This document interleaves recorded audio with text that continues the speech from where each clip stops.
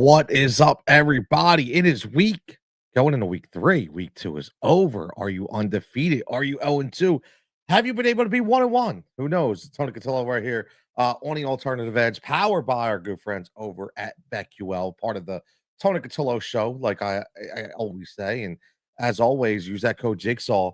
Get 15% off any monthly subscription for 2 or more sports, or get 15% off the one sport annual pass right there at www.betql.co, where they have all the information you need for each specific game, weather reports, best bets, you name it. It's all right there. So check it out. Really, really good platform right there.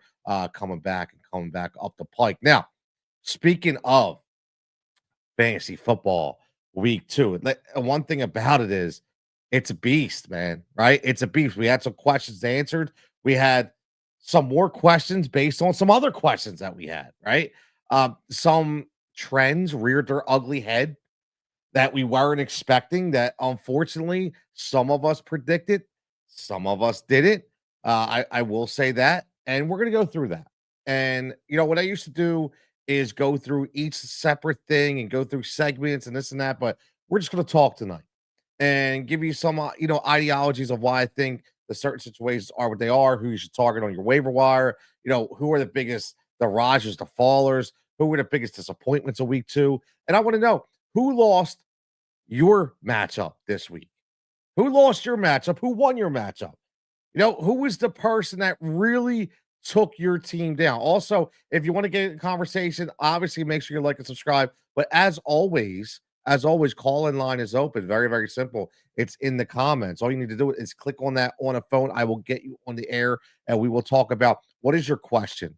What is your fantasy football question? What's your dilemma in your lineup? I think a little differently than some people. And I think people that have been following me understand that. So let's get into that conversation. Let's dive right in with who were the people that I don't want to go to stars. I want to go to duds, man. Who were the people looking on the milk cartons? And is this something that is a one and done, or is it something that we really have to look at as a prelude of things to come? And I think let's just start with the quarterback position. And I want to touch on number one, two guys. I want to touch on Josh Allen and Jalen Hurts. And I want to touch on them because I think in each specific instance, the national headlines is all about Jalen Hurts all the time, about how Jalen Hurts isn't a good quarterback. Jalen Hurts, there's problems with the offense, this and that. Jalen Hurts was 15 to 22 for 101 yards. I did get a rushing touchdown, a tush push, right? We know that. We get that. Josh Allen, what did he do? So all Josh Allen did was go 14 to 25 for 148 and no TDs. They were basically neck and neck when it comes to fantasy production, which was absolutely nil. Just barely got over the double-digit plateau. So should we be worried? Hell no. But what I will say is when you look at other quarterbacks, I think you need to start to worry a little bit. One of the guys I will worry about is Geno Smith. I was all in on Geno Smith. And I'm a Chip Kelly disciple, man, when it comes to offensive play calling. However, maybe this system just needs some time to really work, because if you look at the system, it's not really panning out for the rookie Nash Genti. It's not panning out for Geno Smith. He throws 3 picks and 3 ill-advised throws. And one thing I always look at with a lot of these quarterbacks, specifically because they're playing with a lot of passion, a lot of emotion, is their tendencies. Geno Smith threw 43 times. He threw 43 times and didn't even get to 200 yards, 180 yards on 43 throws. And the biggest thing was he threw 3 picks, and a couple of them he heaved up there, just hoping something would happen. People just weren't getting open. Okay? People just weren't getting open. It did not bode well for Geno Smith. I think we all saw that. And listen, the Chargers were getting a lot of pressure up front. They really were with their massive offensive or defensive line in the middle. They were really getting some pressure. Khalil Mack goes out, doesn't matter. Those guys are playing with a lot of energy and a lot of confidence. And I'll be honest with you, this is looking at Geno and seeing what he did week 1. I was a little bit excited, but seeing him to revert back to a position of, like so much disdain when it comes for the looked like the offensive system. Like it looks like he wasn't happy with some of the plays that were being called. Looks like he wasn't happy running the offense. And when I see that, and we've known that in Gino, right? Gino wears his emotions on his sleeves. But if you don't temper them, that's going to bring down your quality of play. And that's what I would be worried about. Again, that's if you do have Gino, on your squad. Maybe you do. I don't know. Right? Maybe you do. I don't know. Another guy that I think I would be a little concerned about, or I wouldn't be as concerned about, is Michael Penix Jr. That's the opposite. I know a lot of people are talking about Michael Penix Jr. and they're saying, "Oh, this guy, well, what happened, man? Only 21 attempts, half of what he did the week before."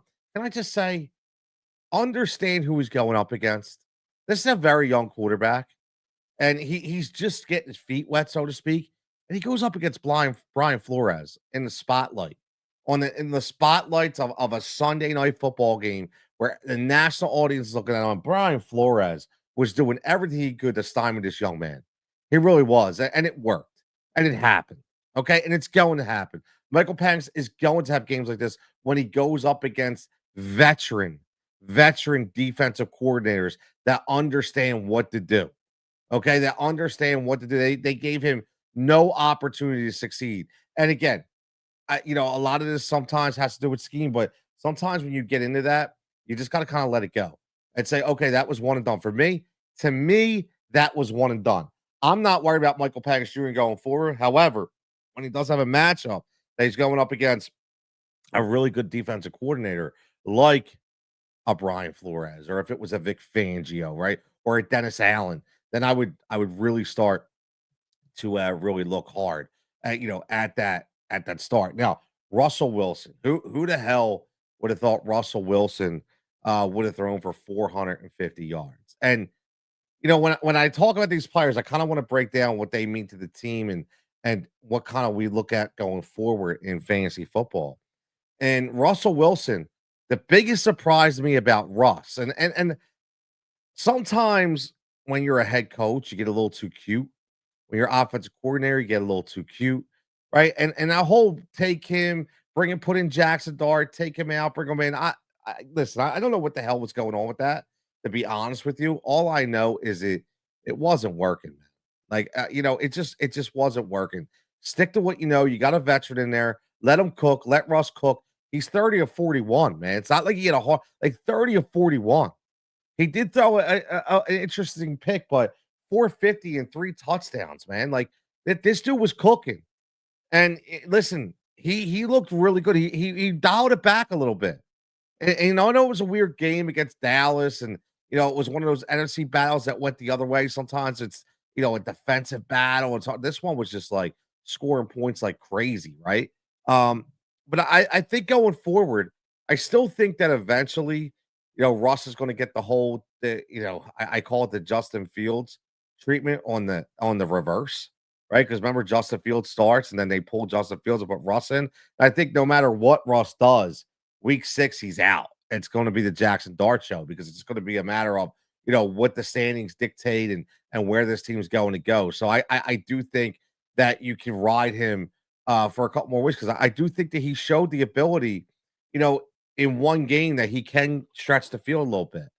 And it did show that if you're able to stretch the field, I was a big advocate of Wandell Robinson in the offseason during my drafts because of the way he was going to be utilized in this offense. And it just showed this game. I mean, the guy could go long, he could go slots, he can go X, go Y, he goes skinny post, right? He could go across the middle, doesn't matter. He can go all over the place. And he's a huge weapon, right? Huge weapon for us, just like Tyler Lockett used to be when everybody was worried about DK Metcalf. So that's why I love Wandell in that Tyler Lockett role. And looking at the other side, Malik Neighbors, I mean, this is what he needs. He needs a guy to be throwing him the ball consistently, right? What's up, Japan? Checking in. What's up, Japan? Japan, who was your guy, right? Who let you down, Japan? Who let you down? Who was the guy who helped you out? Who was the guy who let you down? That's what we're talking about this first segment. And, to finish up the quarterback segment, I will say that looking at it as a whole, I don't think there's anybody that really woof, that wows you to where you weren't expecting it. What I will say is Bryce Young threw the ball 55 times. Dave Canales had him throwing the ball 55 times. I think that is irresponsible. I do. I don't think that helps the young man at all. Now I get it. Listen, he was the fourth, fifth best quarterback in fantasy football. The guy threw for 328 yards. He threw for 3 touchdowns. He threw for a pick. But I'm not even looking at that. What I'm looking at is why do you feel the need to throw the ball 55 times? You're not protecting your young quarterback. I watched a lot of that game. He got hit hard. He got hit often by Jonathan Gannon's defense. He really did. And that's not going to help you protect this young man. What you need to do is you need to run the damn ball. You need to run the damn ball. I don't care if you run it with Dowdle. I don't care if you run with Chuba Hubbard, whoever it is, you need to run the ball a little more. You really do. 55 times to throw the ball. That is ridiculous. The closest person hit was Dak Prescott at 52. And that's because that game was crazy high in points scored. Tons of offensive plays. Why I went to the overtime, right? So I just look at this and say, Dave Canales, if you're listening, obviously you're not, but if you are, dial back a notch, bro. Dial back a notch. You're throwing the ball way too much. Shakir, Japan says, Shakir let me down big time. I start Shakir over Odunze. Yeah, man. Listen, I'll be honest with you. I would have never saw that coming. And here's the thing about thinking about that decision. Now, half of me says I knew that game was going to be crazy in points, right? Whether Chicago was coming back, whether Chicago was in the lead, like whatever it was going to be crazy in points. So I do understand, some of the people that did start Odunze, but I look at Shakir and I'm looking at that Buffalo game against the Jets. And I'm thinking the same thing. Like Buffalo's going to have the opportunity to score a lot of points. My man says, when's Blades and Fades going to drop? So Blades and Fades, everybody knows, is the newest segment that is going to be basically it's my son, which I'm super excited about.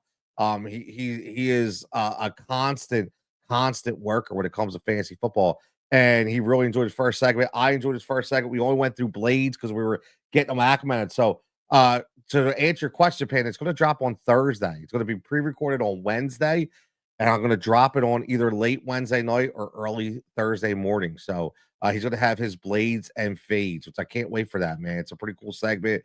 Watch everything come full circle, right? For me as a father, and it's pretty cool. It really, really is. It's pretty cool.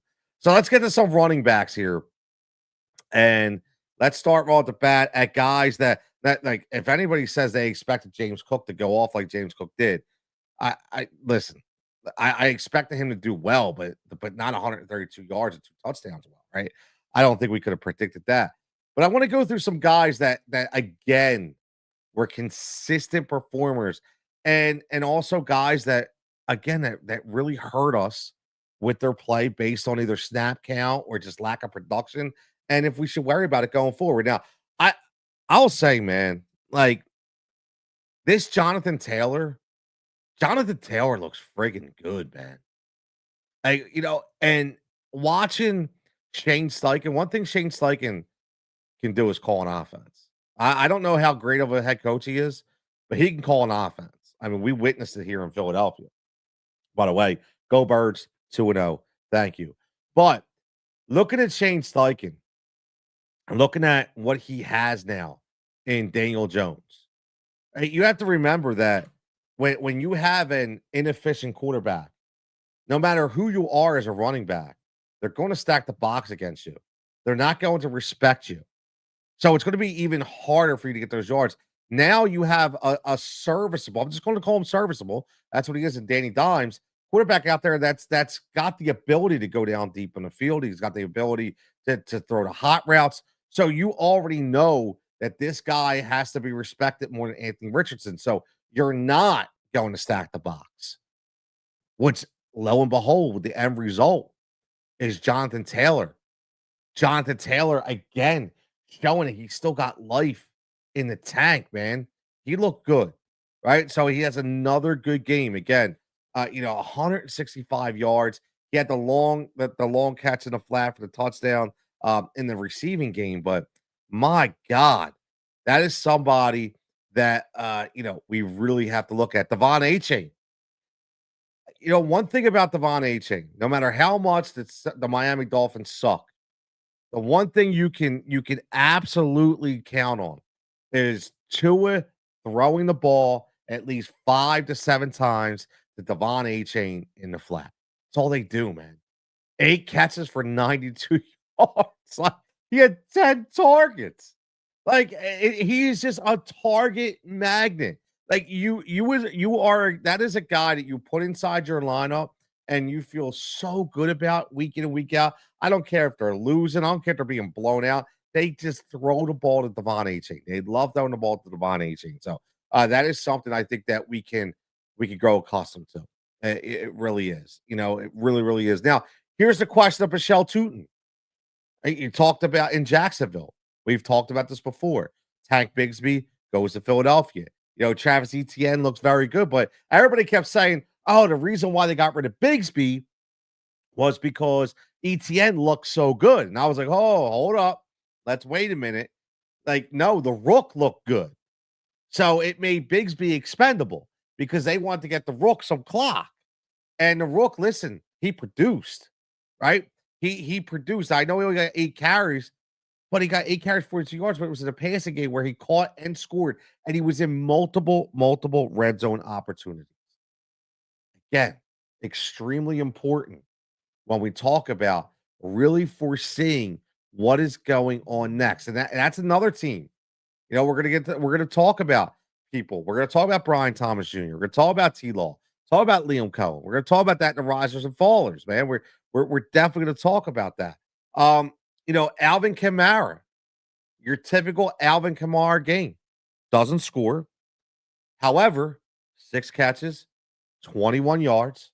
There's your 8 points plus just call it 100 yards rushing. He had 99. There's your double digit game from Alvin Kamara. He doesn't even get in the end zone. That is something that you can expect. Now, one thing that concerns me is Kyron Williams. The thing that concerns me about Kyron Williams is I got to see Blake Corum run in the end zone. I got to see. Now, this is a guy that we were told that I thought that he fell out of favor with the coaching staff. Like, why wouldn't you just keep punching in with Kyron? But no, they keep inserting Blake Corum into the fold. At the time where as owners you don't want to see, man. I know he only got 5 touches, but when you start vulturing those goal line looks, man, over Kyron Williams, that's something that doesn't bode well with me, man. That's something that doesn't bode well with me at all. I didn't start Nick Chubb. Listen, Nick Chubb. I mean, who? Listen, I wasn't even sure if Nick Chubb was going to have enough, and I am so happy. How can you not be happy for Nick Chubb to go through that devastating injury at his age, and then not only go through it, but rehab and come back and still show that you have a spark? Yeah, you're obviously not going to be running 4-4, but you're showing that you have a spark. I think that was huge. Now let's get into a couple people, and I'm just going to tie in like risers and fallers with this because to me it basically goes within a conversation. Right? I don't think we need a special segment to really look at this. But the first guy I want to talk about is Tyrone Tracy Jr. I want to talk about Tyrone Tracy Jr. as a guy that's fallen down. And I did not predict this. Now, the only thing I could say is in the offseason, when we were getting ready for drafts, I was a big, I have a video, got a lot of hits on it, like 2,000 hits on it, right? About Tyrone Tracy Jr. That I felt like this is a guy that you can get super late that's going to be a PPR monster as long as he doesn't fall out of favor with the coaching staff. For some reason, seems like he fell out of favor. And Scadaboo's the guy. And no matter what happens, it's not going to change me. The proof is right there. The proof to me is right there. Scadaboo gets 11. Tracy gets 5. Now, he does get some points, but it's more that like third back kind of passing role. And that's not what I drafted Tyrone Tracy Jr. for. I don't think anybody really drafted Tyrone Tracy Jr. for that role. So Scatterbill again is showing. So that's something to watch. I am concerned if I'm a Tyrone Tracy Jr. Owner because it looks like it's not going to go back, man. It's not going to go back. Japan says I knew Nick Chubb was going to be RB1 when Mixon went down. Yeah, I mean, so did I. I just didn't know how much he had left in the tank. That was the biggest thing. And I'm going to be honest that there's something off with that Houston team, man. There is. That offense just looks so vanilla. Looks so vanilla, man. It just does not look good. Does that maybe that sophomore slump for CJ Stroud wasn't technically a sophomore slump, right? That's something I think you need to be concerned about. Now, how about we go on before we get on to another faller? How about a riser? Jordan Mason. Now that you have the Aaron Jones injury, and now that you have JJ McCarthy injury, the Jordan Mason is going to be leaned on, and then he's going to be leaned on even more in Minnesota. And one thing I could tell you is, when you have an offensive play caller like Kevin McConnell, if he can lean in on a specific guy and they can get the scheme right, he could be somebody that proves to be very, very valuable going forward. So I'm going to rise up on Jordan Mason. Another guy I am going to rise up on because there's a couple of them, and is Jalen Warren. I've always liked Jalen Warren. And even when it was Najee Harris, Jalen Warren, I was always in on Jalen Warren. I just liked his quick get up. And again, I'm a Philly guy, so he reminds me of a guy named Deuce Staley. Jalen Warren reminds me of Deuce Staley. He's just a gritty kind of back that does everything. He blitz pickups. He goes out in the flat. He catches screen passes. He blocks obviously, and he runs through the tackles. He also runs on quick tosses on the outside as well. And I tell you, man, just looking at when you have a 41-year-old quarterback, you're going to have to call run and play. Arthur Smith is going to have to call his number more than not. And I like that he's getting those 14 to 15 looks from the backfield along with the 5 to 6 targets. That's it. Listen, again, nobody was really looking at Jalen Warren. And he could have turned himself into a pretty productive fantasy season. So that's a guy for me that I'm raising up on now. A guy that I knew this was going to happen. I hate to say that, but I knew this next person. I knew this was going to happen, and that's Travion Henderson. I told people I would not draft Travion Henderson, and I'm going to tell you why. Mike Vrabel is a Bill Belichick disciple. And can I go back to the Lawrence Maroney story, please? So back in the day when I was playing fantasy football at a younger age, I remember I was so hyped for Lawrence Maroney. All the talk, and that was before I really did my own research, right? You're talking really young 20s. Before I did my own research, I'm listening to the guys like Matthew Berry and the Fantasy Focus and things of that nature, and everybody's talking up Lawrence Maroney. Everybody's like, "Oh man, get this guy. You want to get Lawrence Maroney, man?" I go to the draft. I'm talking to Maroney. I get Maroney. I'm like, "Yes, I got Lawrence Maroney." First game, first offensive set. I'm looking, and I'm like, "Where's Maroney? Why is Kevin Folk in the game? Who the hell is Kevin Folk?" And it's Lawrence Maroney on the sideline with no helmet on. And I'm thinking, you got to be kidding me. Maybe he's hurt. What's going on? Lawrence Maroney, terrible game one. Then all of a sudden, what happens? Bill Belichick starts rolling out Kevin Folk because he loves him some Kevin Folk. And Lawrence Maroney never takes off that year. And the reason why I say this is here, insert your Kevin Folk equals Ramondre Stevenson. Lawrence Maroney equals Travion Henderson. Bill Belichick equals Mike Vrabel. That's the way I looked at this situation.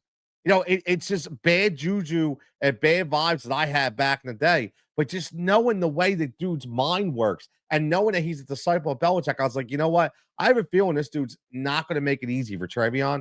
And I don't know how quick he's going to get on the field. And lo and behold, Ramondre Stevenson just doing the work consistently, doing the work. It scares me. It absolutely scares me. So if I'm a Travion Henderson owner and I put a lot of stock capital, a lot of direct capital into him, I honestly, I would be extremely concerned. Honestly, I would be extremely concerned. Now, let's go to the receiver position before we get to some, risers and fallers. We're talking some injuries, we're talking some waivers. But I'm a Ross St. Brown. I will just say this, that everybody knows, and I'm still listening. I'm all in. I love Drake London. I know that the beginning of the season hasn't really gone the way we predicted. Volume in the first game did. I think if he doesn't drop one of those touchdowns, he doesn't go out with the sprained shoulder. He still had 13 targets in that game. If he catches one of them touchdowns, we're not even looking at Drake London in that way. But one guy I kept saying that the next guy besides everybody's favorite and Jamar Chase that I could see taking that number one spot leap is Amon-Ra St. Brown, just because of the volume and the offense that he's in. And the only question mark was going to be, how will this offense, how will it transition away from Ben Johnson? Will it have the same firepower? Will it have the same scoring ability? Will it utilize the same players? And I guess all you had to do was look at Amon-Ra St. Brown again. 11 targets, 9 catches, 3 touchdowns. I mean, dude was all over the place.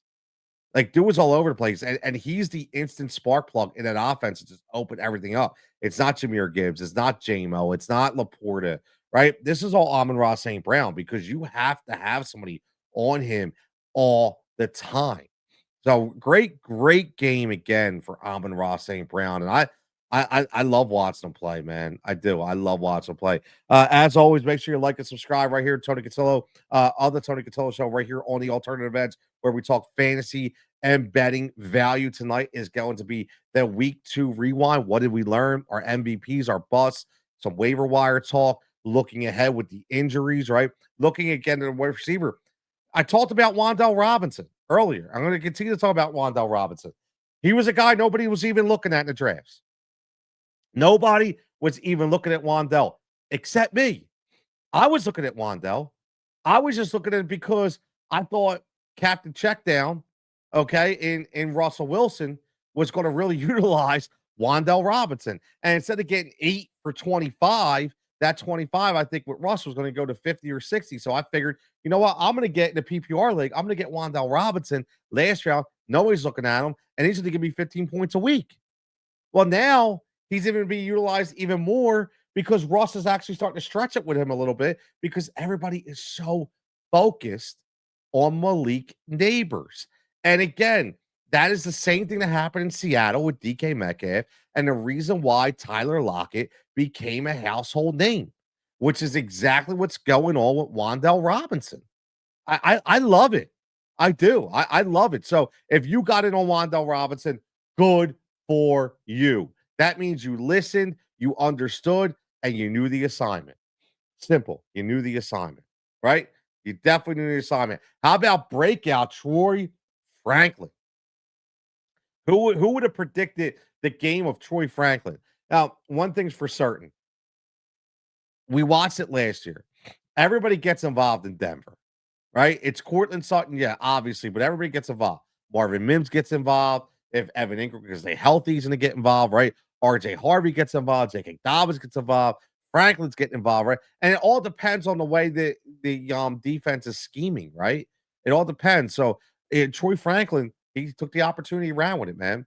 He did. So can you expect that week to week? No, absolutely not. But he took the opportunity and he ran with it. Listen, Tech McMillan. We just talked about Bryce Young throwing the ball 55 times.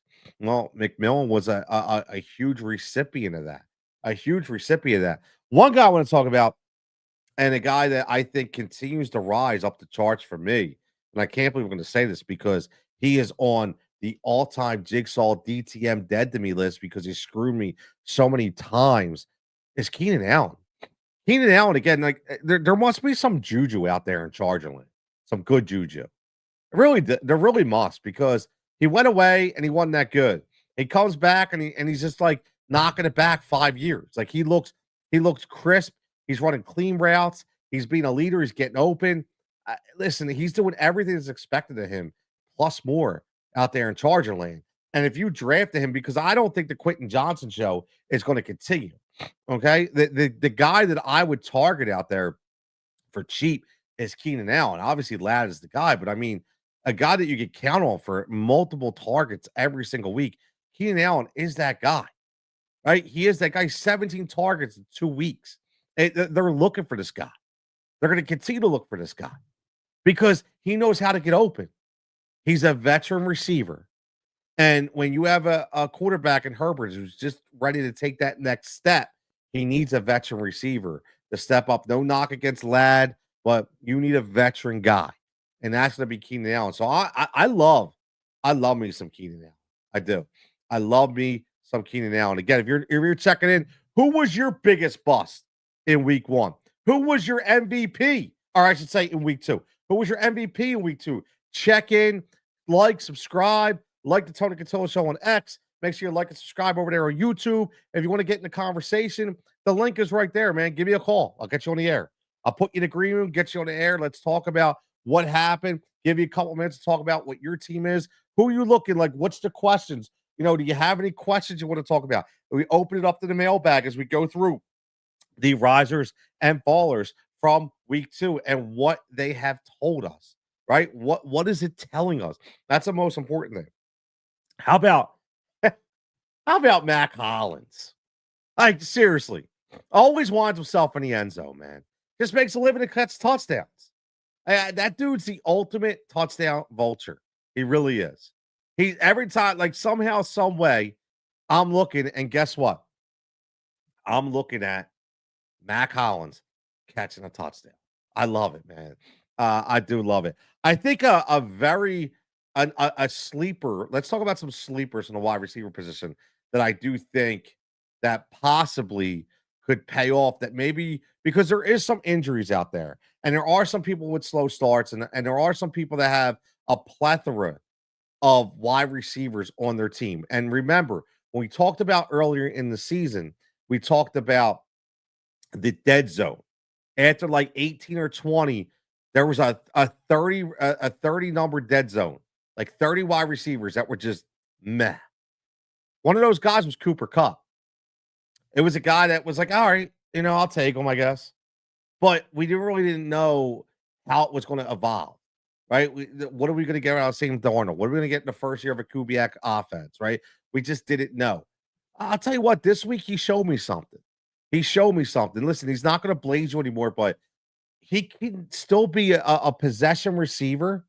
And what I liked about it is JSN gets his. You already know he's going to get his, but if Sam Darnold needs a quick out, if Sam Darnold needs a guy that he just wants to feel comfortable catching the ball, moving the chains a little bit, it's going to be Cooper Kupp. And getting nine targets, 7 catches. And again, this was against a rebuilt secondary out there in Pittsburgh with Ramsey and Slay. Like, he didn't go up against nobody, right? He didn't go up against nobody. He got the 9 targets. He caught 7 of them for 90 yards. Like, so, he's a guy I think that is on the upswing, and he's a guy that you could look at a team. Maybe you're hurting at receiver, and a guy has a plethora of talent. That's one of those guys I think that I would target off of somebody's bench. I do. I think that's one of those guys that I would instantly target right now. I like the prospects of Cooper Kupp moving forward. Kayshon Boutte came right back to reality, didn't he? Kayshon Boutte came right back down to reality. One guy who consistently, again, that fell off the radar with some people is, I'll tell you, this guy's going to win somebody a Super Bowl. This year, he's going to win somebody a fantasy Super Bowl. That's going to be Zay Flowers. Zay Flowers, if he stays healthy, is going to win somebody a damn Super Bowl this year. He's electric. He flies all over the place, and he's consistently going to get. Listen, he went up +8 from week 1. I mean, from year 1 to year 2. All right, well, up +8 in targets. If he goes up, I'm gonna say he's gonna double it. He's gonna go up +16. He's gonna have 135 to 140 targets. If that's the case, he's gonna catch anywhere between 80 to 85 balls, and he's gonna get about 12 to 1,300 yards and probably score 6 touchdowns. That's huge wide receiver one territory. And he was not being drafted as a wide receiver one. He wasn't. He wasn't being drafted as a wide receiver one. So again, I look at these guys and I say, look, these are the guys that you want to consistently target if you're hurting. Now, I know Zay Flowers, my God, but again, Zay Flowers, if you're an owner, hey, maybe dangle him out there. If you have, I think he's going to be consistent. He's going to win somebody a Super Bowl. I'm going to tell you that right now. But maybe you have an owner who doesn't really take him for that kind of, that kind of mentality. He doesn't take him for that kind of talent. That's the guy you target. You have to know your owners in fantasy football, right? You have to know your owners. Definitely have to know your owners. Now, one guy I just want you to calm down on is going to be Hunter Renfrow. I know a lot of people are going to look at Hunter Renfrow. Bryce Young threw the ball 55 times. That's not going to happen every week. So listen. He had a good week. I get it. Scored 2 touchdowns. Like Hunter Renfrow is not going to get you 9 to 10 targets every week. It's not going to happen. It was just a weird game, a weird script. So I wouldn't look at that at all. I would not look at that at all. Okay, so let's get into some waiver talk because I know everybody wants to scour the waiver wire because obviously listen, Joe Burrow, the big news. What do you do about Joe Burrow? Can you ride with Jake Browning? I don't know. I don't know. Like this was the Jaguars. This was the Jaguars, and I'm not a big Jaguar fan on either side of the ball. And he threw 3 picks. I mean, like I think, and again, I know he was pressed into duty, and I'm not saying he's not serviceable, but I don't know if I'm picking up Jake Browning. Like I don't know. I think I listen, I would much rather take a guy like Mac Jones. And I got to give a shout out to all the people that said, go grab Mac Jones, right? Go grab Mac Jones. I was one of them, right? I was one of them, knew that he could run this offense extremely smooth, 279 and 3. Very, very simple. Okay. So he's a guy. And I think, obviously, Danny Jones, if you didn't get on the Danny Jones wagon, I think he's probably the most consistent guy. If you want volume, right, it's obviously going to be Daniel Jones. But I do think that a secret, a very secret sleeper is Mac Jones. If he's not, if he's available in your league, I mean, I know last time I checked, it was available in like 60%, which is crazy to me, right? It's absolutely crazy to me, 60%. So I do like I do like Mac Jones a lot. Because we absolutely don't know how long that you're going to be talking about Brock Purdy, right? I'm not sure if we know how long Brock Purdy is going to be out. I don't. So, if you look at that, the first thing I'm thinking is, okay, I don't know how long Purdy's going to be out, but here's the thing, you get in that seek, that bad, bad area where you paid a guy and the guy you paid maybe getting outplayed by somebody else. Like and Shanahan's crazy. Like Shanahan will just be like, yeah, well, I'm riding with the hot hand, right? I mean, I'm not saying that's going to happen, but could you imagine? Like, listen, we watched it here in Philadelphia with Carson Wentz. We watched it here in Philadelphia. Oh, and by the way, Carson Wentz is going to be starting for Minnesota next week with JJ McCarthy out. So I am not advocating to start Carson Wentz. Just not going to happen. Again, it's the Tony Cotillo Show. Make sure you check in live, subscribe on YouTube. If you're on X, make sure you follow the Tony Cotillo Show. If you want to get involved, just throw your comment up there. You got a question, you have something you want to talk about, let me know. Let's go through it. Now, let's look at some running backs. And I talked about this earlier. I don't know, again, how many people listened, but I told everybody I was running to pick up Dylan Sampson. I know everybody was hitting me with the Quishon Judkins factor. The Judkins, right? Listen, I told you before that I didn't care about him. Meaning, no matter what, there can be a world where both Sampson and Judkins can both be serviceable. And Sampson, again, had another solid stat line. Like, again, like you have to look at this. right? That's the biggest thing. You have to look at who the coach is, right? You do. You have to look at who the coach is and what they want to do. Now, he only had 4 attempts. I get it. Like this Baltimore game, they were toast, right? We already knew that they were toast. The thing was, again, I'm looking at him as the pass catcher. I'm looking at him as the pass catcher. I always bring it back to where you had guys in that situation. It always goes back to New Orleans. Mark Ingram, Alvin Kamara, right? Always goes back to that. You had 2 Pro Bowl guys. Now, am I saying that Judkins are pro? No, no. What I'm saying is there was a world where they both can be serviceable. So I look at it and I go, this guy's got a 100% target to catch ratio. 100%. And I look at it and go, you know what? They're going to find ways to utilize this guy in the red zone. They're going to find ways to utilize this guy in the passing game, in the screen game, especially when your name is Kevin Stefanski as a head coach. So again, he's still on the waiver wire. I picked him up. He's on my team. I expect more from him going forward, especially in garbage time too. I think this is not a very good team, right? It's not a very good team. So he's going to get that Chubba Hubbard treatment, in my opinion, at times. So a guy that I really like, man. I really like. My man, Coach Katz, checking in. Says, just tuned in. This is the big one. Coach Cash. This is the question of the day. Am I concerned about Brian Thomas Jr.? Hell yeah. Just like Stone Cold 316. Give me a hell yeah. Absolutely. But here's the thing, Coach. What I will say is I was concerned. I was concerned in July. I was concerned in July. I told that, listen, if you go back and if you like again, Coach Cash, if you're not a subscriber, please like, subscribe to the YouTube page. And I'll back it up. Go into my shorts and watch the short that I have on Brian Thomas Jr. Watch what I talk about it. And I was so concerned about Brian Thomas Jr. because I cannot stand Trevor Lawrence. Again, and I said all his production, if you take everything that Brian Thomas Jr. did, 70% of his production last year was done with Mac Jones.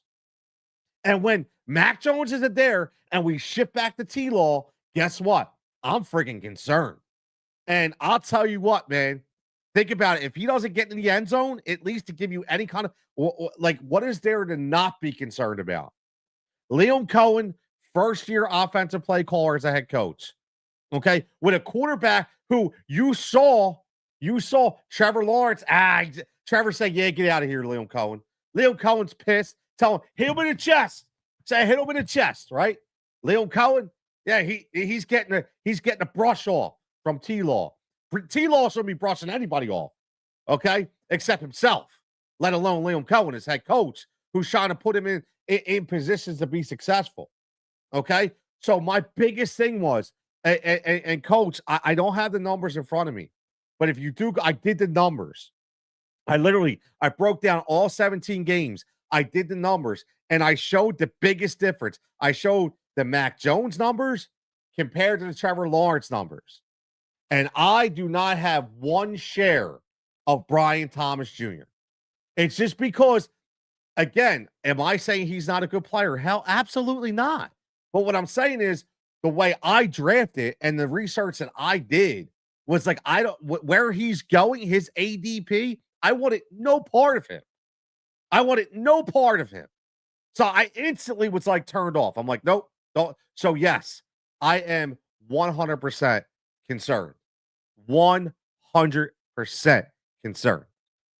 Definitely. Now let's go back. I will say that I do have a couple guys that I'm in on for the waivers at running back. And that is, and again, keep the questions coming. Anybody got questions? Ask me anything you want, man. I'm an open book and give you my honest opinion. Been doing this for 20 years, man. 20 years. Maybe you heard me on Sirius. Maybe you heard me on other radio stations. You heard me on VSiN when I would do segments on VSiN. My methodology is a little different than other people. I have fun with it. I do a lot of research. And again, I like to try to give you guys the best information I can. Now, speaking of running back, I've been on Trey Benson, consistently on Trey Benson. I think he is a top tier guy that you want on your squad just in case at 30 plus years old, Connor breaks down. They trust him in the passing game. He gets another 4 for 30 again. He's always in the passing game. He looks good. He looks revitalized. He's that guy you kind of stash. But again, if you have a lot of injuries, you actually listen. I wouldn't be opposed to saying in a good game script, you could probably start him, as a flex guy if you had to. Another guy is Kenny G. Listen, Kenny Gainwell, even though I'm real high on Warren, they like them. Listen, they like Kenny Gainwell out there in Pittsburgh, and no one here from Philly that he's got a spark about him. He's got a speed burst about him, man.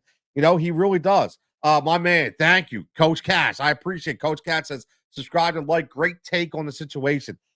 Again, Coach, like I said, I don't just throw shit out in the air. Like, I will be honest, there's a lot of ghost fantasy analysis out there and just throw shit up against the air because the stat tells them something. Well, the stat says he's this. The stat says he's that. I don't do that. Like that's the one thing that I was always I like to break things down. I like to break them down and give you my honest take. And that was my take. I hope for the people that drafted, bro. I hope it doesn't come true. I hope they try to really insert him back in an offense and he gets better, but I don't feel good about it. I just don't. And again, I knew my man Japan executive Tony knows ball. I love it, my brother, man. I appreciate it. I work my ass off at this stuff, Japan. So I do. I definitely appreciate it. It's just I've never been I'm not a big out front and center social media guy, right? And because I'm not putting these carousel TikToks out, this and that, doesn't mean I don't know what I'm talking about. Like I'd rather stick to a radio station or a stream, or I just want to talk, man. I want to talk. I want to have conversation. I want to collaborate, and I want to talk to the people. That's what I want to do. Now, looking at the receiver position, I don't know why Cedric Tillman would be sitting on a waiver wire. I mean, this guy's going to get 7 to 10 targets every single game. He's in a bad situation. He's going to get garbage time. And I'm not sold on Jerry Jeudy. Sorry. Again, Hanny had a nice game. Again, my son said to me today, he sent me a message, and not my other son, not the barber, my other son. He was like, Dad, should I drop David Njoku? And I said, for who? And he said, I have Kyle Pitts and I have Hanning Jr. And I was like, you know what, man? Honestly, I probably would. And here's my theory on that. Like, you when you think about those questions, you can't just look at it as a name. Somebody asked me on here a couple weeks ago about should they draft player A versus player B, or should they drop this and drop. And one thing I was like is when you're talking about the tight end position, you're always going to have streamers, right? Always going to have options. There's always going to be options on the waiver wire. So if you have at least one starter on your team that you can rely on, why are you want two? You can always find another guy. Think about it. Think about who, and I challenged this person, and I said, who are you looking to pick up? And I think it was because of the Brock Bowers injury. He was afraid, like, should I drop, this guy to pick up this guy? And I was like, look, do the math. Like, what's this guy's ceiling? And this guy's ceiling, as opposed to what you're going to get on a waiver wire, it's probably neck and neck. So what are you worried about? Like, you're always going to have somebody if you need it. Like, nobody's rushing to pick up multiple tight ends off the waiver wire. So you're always going to have the ability, and the options to pick those guys up. If you're not one of those top 4 or 5, you're all the friggin' same anyway. So that's the way I look at it. I do. Jawan Johnson, if you didn't pick him up last week, he's gone, man. Like, that is a guy that we're seeing it. Like, we definitely are seeing him evolve. We're seeing him really, and that's Kellen Moore making him a focal point. I mean, Kellen Moore, what he did out here in Philadelphia, when healthy, there was those games where Dallas Goedert was the option number 1 in the passing game. And you're watching, especially when you have a guy like Spencer Rattler, right? Rattler needs a guy that can go up and get the ball. And right now, because of injuries, that's not Chris Olave. Like, here, let's talk about this real fast. Let's look at New Orleans. And again, I was in on Jawan Johnson in the offseason only because I play a lot of DFS. I play a lot of I do a lot of betting. Obviously, we get into that, and as always, make sure this is powered by BetQL right there. So make sure you go check out BetQL, www.betql.co. Use that promo code Jigsaw. You'll get 50% off your monthly subscription to 2 or more sports, or 50% off one sport annual pass. And the reason why I do like BetQL in that perspective is it gives you everything in one spot. So that's one of my go-tos to get my information when it comes to weather reports, where the sharp money's lying, and all that stuff. So that's where you want to go. Now, speaking of the Saints, let's get back to the Saints for a second. This is the way I want to teach you how to kind of analyze what I do.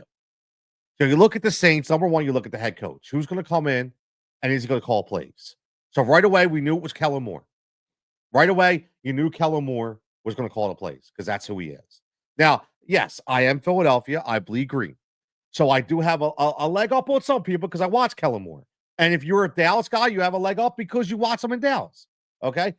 But what I will say is, look at what is on the roster.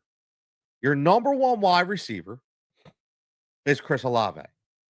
Right? Now, what are the intricacies of Chris Olave? Right? What's the problem with Chris Olave? I like Chris Olave, Ohio State alum. Love Chris Olave. However, he's been concussed multiple times. So that means Chris Olave is not going to be your guy to go in traffic and go up and get balls. He needs a cushion. They're going to scheme him to be open, and that's where he needs to get hit with, right? So look at the quarterback, Spencer Rattler. Do you trust Spencer Rattler to always make accurate throws? Probably not. So right away, I'm not putting all my chips into Chris Olave. Now let's go to second receiver number 2, Raheed Shaheed, who I absolutely love. Rashid Shaheed. We hit the bet on him over 39.5. Japan knows that. We were in on that. We missed the parlay by goddamn 1. Right? Whatever. We'll get into that later. But Rashid Shaheed is the long guy. He's going to break away coverage, man. He's going to go deep. Does that mean he's going to get 5, 6, 7 targets a game? Nope. That means he's going to give you the Jameson Williams effect, right? He's going to give you the JMO effect, where JMO is going to get you 5, possibly at the most. His ceiling is probably 5 targets. You're most likely going to look at 2 or 3, and one of them is going to be long. Is that a guy that you want as the target as your fantasy superstar of the Saints? Hell no. So then you look at who is their tight end. It's Juwan Johnson. And let's go back on Juwan Johnson last year and see how his size, what he can do for a big guy. He's like an athletic algae crumpler, man. Right? He's an athletic algae crumpler. He's a guy that's going to go up again. He is an athletic Antonio Gates, right? Antonio Gates was athletic in the beginning, but he kind of slowed down towards the end of his career. But I think he's more along the lines of an athletic algae crumpler. And what happens with that kind of player? They're great in traffic. People bounce off of them. They're a safety valve for their quarterback, and they can go up and get the ball. So who's going to be the guy you target? Very, very simple. Honestly, you should have drafted Juwan Johnson. See, this is the way I think of fantasy football. This is the way I break it down. Might not be what everybody else does, but that's okay, right? They're not wrong. I'm not wrong. It's just everybody has a different opinion on the way they come up with their ideologies, right? And this is the way I analyze things. And I look at Juwan Johnson and said, that guy should have been on somebody's roster. Very, very simple. That guy should have been on somebody's roster, right? So, again, that was a guy, if he's out there, you got to take him. And again, Harold Fanning Jr., I was in on Fanning Jr. Again, target to catch ratio, again, was 100%, 5-5, and he went for 48. So this guy's he's going to have a role, man. He's going to have a role. I mean, essentially, he's operating as the wide receiver 2/3 in that offense. And an offense is going to throw a lot because it's going to be down a lot. And an offense is going to be on garbage time. He's not going to come out. He's going to be in there catching balls. He's like the fantasy savior on some teams. So if you have an opportunity to get him, make sure you go in and get him as well. Let's go into, before we end this up, and again, make sure you like and subscribe at the Tony Cotillo Show on X, on Instagram, listen, I try to do what I can. The main thing I'll tell you is like and subscribe on the Tony Cotillo YouTube page.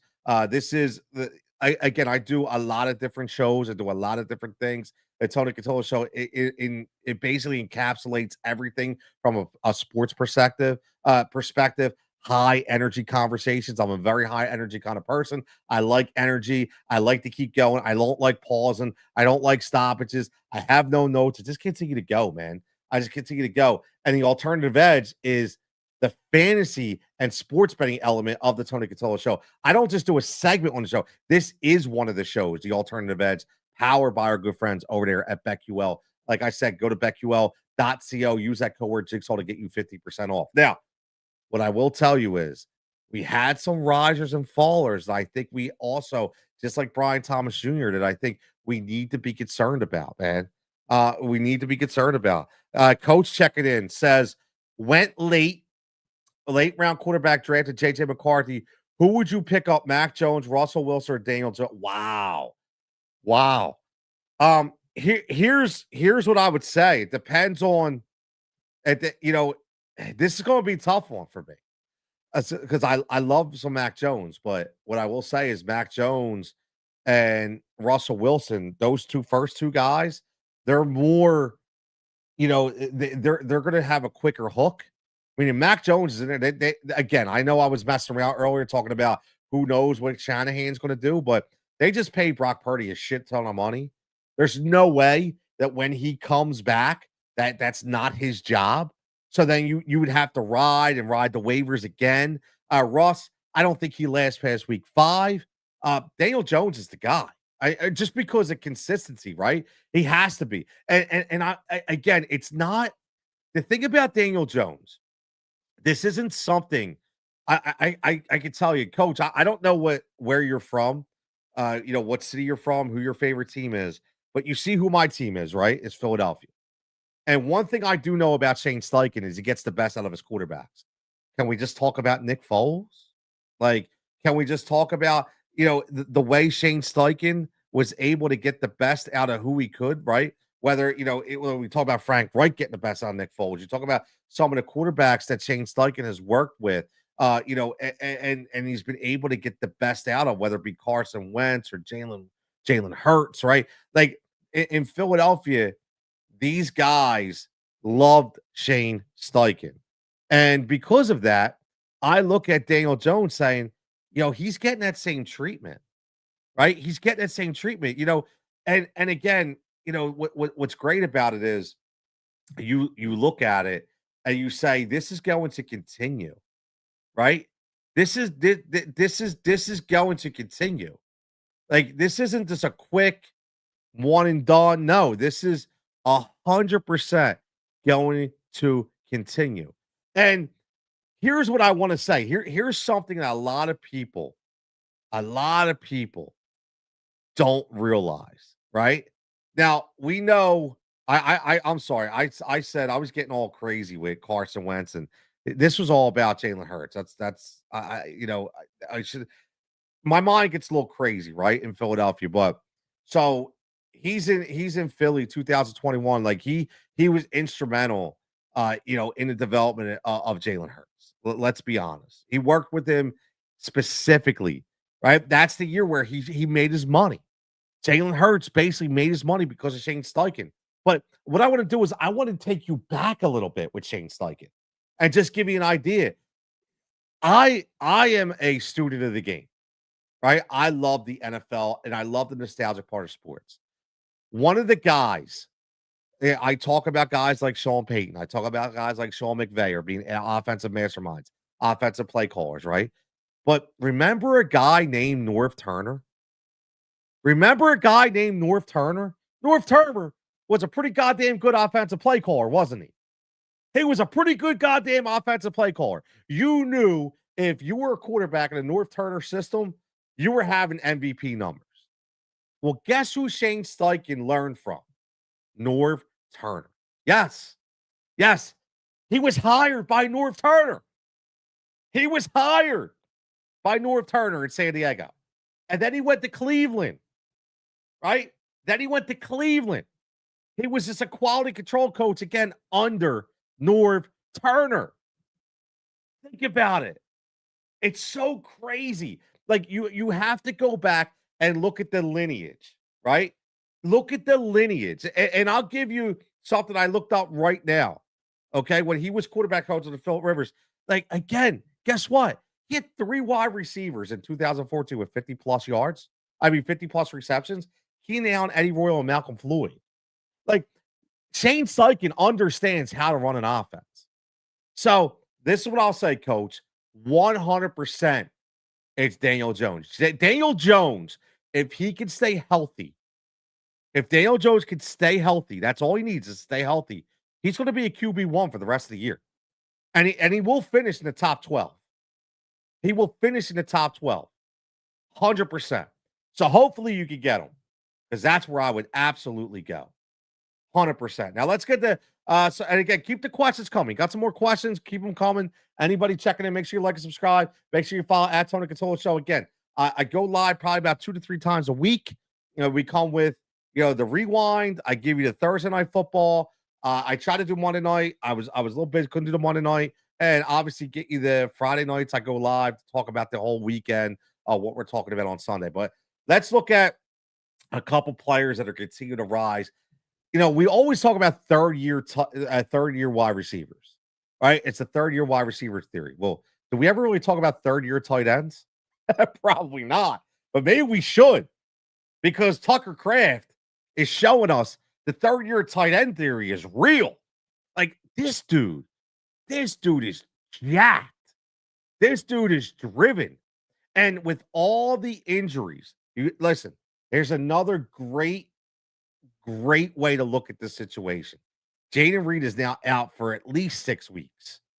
At least 6 weeks. Christian Watson may come back week 6 or 7. Who knows? Right? Now you have Romeo Dobbs out there, but he's not a wide receiver one. You have Matthew Golden, who looks decent, but he's a rookie. He's not going to know the entire playbook. He's not going to know everything. So again, Josh Jacobs isn't the master pass catcher out of the backfield. He's not an Arian Foster type running back. So who's going to be the guy that Jordan Love's going to tie on to? And again, it's got to be Tucker Kraft. Tucker Kraft is just showing that is a guy. Yeah. Coach says didn't realize that Shane learned from that. Yes. Coach Cass, listen, man. And again, Coach, this is what I tell everybody. You're hearing it, right? I think it's different things because it can't. Here's what I'll say with fantasy football. I know everyone's talking about stats, right? I can pull up a chart in front of me and just walk you through stats and bore you to friggin' death and put you to sleep. It's 9 o'clock on the Eastern Coast. You'd be asleep in 5 minutes. Who the hell wants to listen to that? What I want to do is I want to give you some insight why I think the way I do. Whether it be coordinators, whether it be coaches, who they learn from, what kind of system they run, what are they looking at? That's very important. That's very, very important. And some people don't even put that into consideration, which is it's a shame. So yeah, absolutely, man. Let me know. Check in tomorrow. Let me know if you get in there, right? If you get in there, and because again, obviously, I'd love to know if you got Daniel Jones or not, right? Let's see if you got Daniel Jones. So yeah, Tucker Kraft is a guy that just continues to go up. We talked about Cam Scadaboo. That's continued. We talked about Ramondre Stevenson going up earlier. So if you want to rewind, go back. Talk about fallers. I think it's very easy. A lot of injuries, but one of the main fallers I will say is Travion Henderson again. It piggybacks right onto that Ramondre Stevenson talk, man. Like, and again, Coach, I don't know if you heard the beginning of the show when I talked about Travion Henderson and Ramondre Stevenson, but I said, and again, I'll give you another way. I won't go heavy deep into it because you can rewind it and listen, but I'll go heavy into the exact thought process that I have when it was in the off season, right? When people were all in on Travion Henderson, and I was like, nope, I'm not falling for the bait. And everybody's like, what are you talking about? So I compare, and this is very, very simple. I look at Mike Vrabel, and I look at who Mike Vrabel learned from. He's a Bill Belichick disciple, right? I think we can all agree on that. Bill Belichick, the one thing about Belichick, he never showed his cards when it come back to a running back one. Ever. Never played his cards when it came back to RB1. He did whatever he moved guys around. He had multiple different running backs. And I look at Mike Vrabel, to me, is Bill Belichick when it comes to running back theory.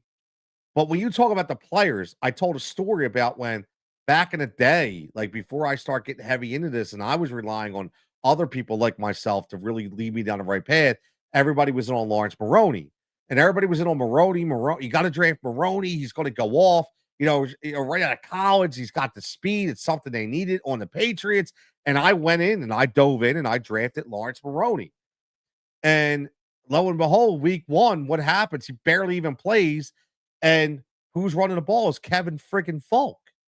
And I'm going, what the hell is going on? And all year, it was the Kevin Falk trade. And then every now and then, Maroney would get a shot. So I look at Travion Henderson as being Mike Vrabel's Lawrence Maroney. I look at Ramondre Stevenson being Mike Vrabel's Kevin Falk. He trusts the veteran. Right? He has a rookie quarterback. You have to take this in perspective too. Mike Vrabel is a veteran guy. Mike Vrabel has different ideologies. He has different thought processes. And when he has a rookie quarterback in Cam Ward, number one, he doesn't want to get him killed.